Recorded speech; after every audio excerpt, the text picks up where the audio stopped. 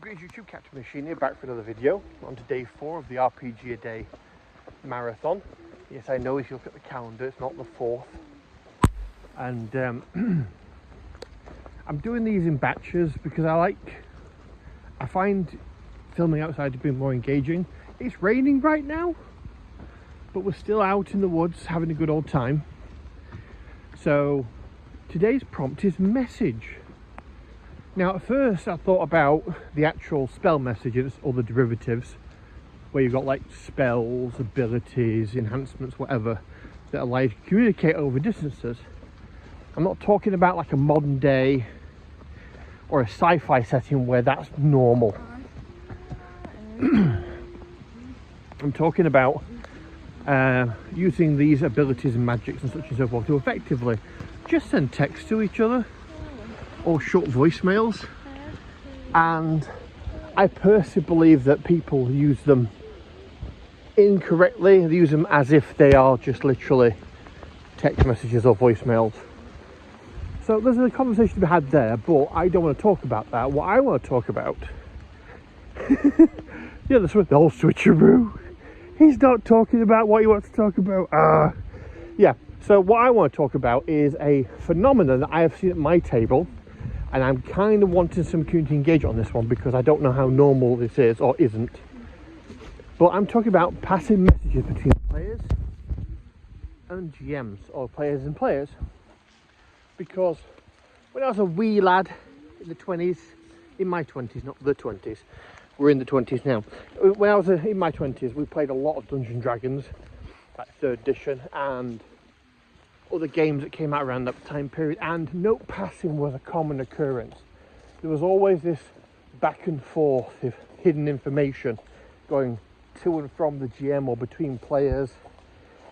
And then when we started playing things like World of Darkness and Vampire and the like, it just accelerated that, because that kind of game does rely on that kind of like ambiguity of intent.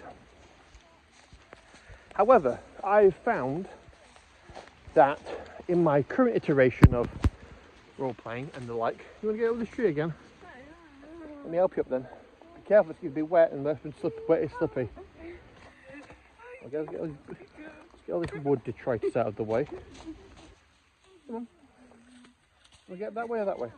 Which way you want to go? You want to go? Oh, you don't want to climb this tree. Okay, fair enough. We're not climbing this tree anymore. Maybe because it's wet. Watching my spotting. Yeah, I just don't see much of it anymore, and I want to kind of encourage it if it's something that's kind of dying a death. I'm trying to think if modern GM guides, storyteller guides, dungeon master guides and the like talk about this anymore, because that possibly could explain why it's not a thing. I have dabbled a little bit in watching actual plays, and I don't see a lot of it there, so I think that also might be the reason why, because I tend to see that, especially new players to the hobby, look at actual plays as examples of how the game is actually played. I would argue it's not. That's a video for another time. But I like the ambiguity of information and how you can use it to press the red button. Again, another video topic for another day. I feel it's important to have a player at the table who's prepared to press the red button. I'll explain that concept later. It is what it sounds like, but we'll get rid of the ambiguity. For example, in a recent post-apocalyptic game, we got given a walkie-talkie because we found one of the bad guys, and it led to the other bad guys. So we were talking with them on it. And my super mutant character, yes. Can't get out. No, don't go. Got his hands on the walkie-talkie and we started talking to the bad guys. And then made a suggestion that maybe we should join this mysterious army that's roaming around the wastelands, rather than, fight it. And then I handed a note, well, I wrote a note on my phone and waved it in front of the GM that said, my character is too stupid to take his thumb off the button. Which basically meant that everything that happened after that point was broadcast to the bad guys. So it kind of propelled the story forward, because now the bad guys know more about us.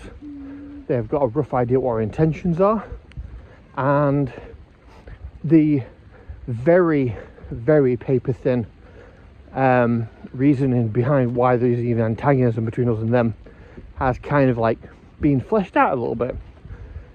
I don't believe that I've quote unquote screwed the party over. I think what I've done is basically press the big red button to accelerate the plot. And I can think of many, many more examples in my history of gaming where stuff like that happened. Now, here is the rub. You need to make sure that your players aren't overdoing it, because I have seen that too. So if it gets to the point where there's a constant backlog of messages being passed to and from the GM, secret information being floated around, everyone's been a bit backstabby, especially if you're playing like a World of Darkness game or something like that, then I think the GM's well within his rights, if they're a bit overwhelmed with the level of information that the brain has to retain. Okay, we'll keep the coat on, it's raining. No? Okay. He's found a rope swing. You want to push him? Here we go. Whee.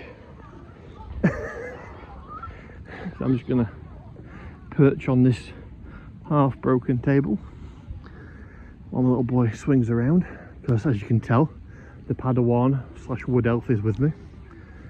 Not much of wood elf today, not wanting to climb any wet trees. But yeah, if there is a overflow of information that's given by secret notes, it basically creates two instances in the GM's head, which is what my players know and what I know. And those two things can bump into each other, and you can have situations where players are effectively running around blind, and the GM's having to remember everyone's little secrets. And if that becomes too overwhelming, and it can easily do so, I think the GM is well within their rights to turn around and say, look, the level of secrets being moved around by notes is too much.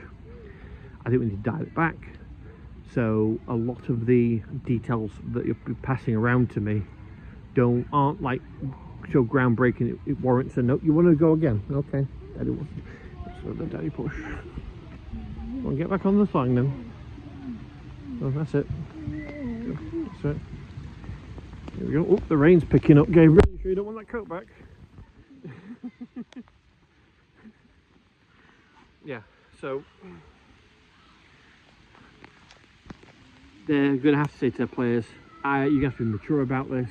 You're going to have a lot of this information public and open, and there is going to be an expectation that players operate under what their characters know as opposed to what their players know. So that is the dark side of the whole escapade. I feel that in moderation it is good. It's a practice that we don't do very often at our table, and I'm just trying to put feelers out to see if anyone else is in that situation, because I feel it's something that can add some intrigue and some excitement to a game. Also, if you want to mess with your players, write a note that says, read this note, nod and hand it back to me, and nothing else. Give that to a player, they'll look at it, nod and hand it back to you, and then everyone's going to assume some kind of trickery is afoot, when in reality you're just playing with them. So there's a little fun little trick to play your players. Bye guys.